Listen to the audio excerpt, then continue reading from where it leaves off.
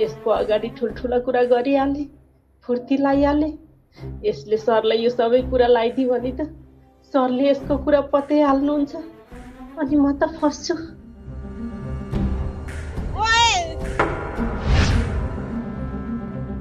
मैले त तँलाई जिस्काउनलाई यत्तिकै पो भनिदिएको त भाइ।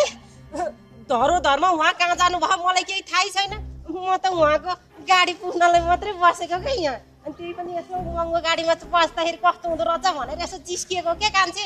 मेरो कुरालाई साँच्चै नलिए कान्छी। अनि यो कुरा कसैलाई नभन्ने फेरि है।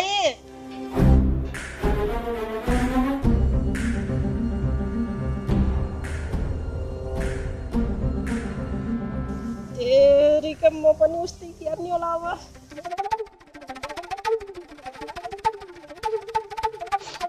सलिना, तिमीले यो के गरे कि?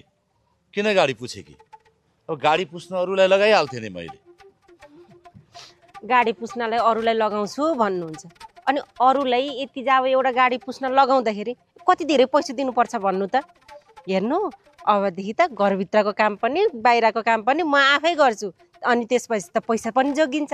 घरभित्रको पैसा घरभित्रै जोगाएर राख्नुपर्छ क्या, बाहिर जान दिनु हुँदैन। हस् सलिना, तिमी कति महान छौ है। ल हिँड गाडीभित्र, म तिम्रो लागि स्पेसल गिफ्ट लिएर आएको छु। हस्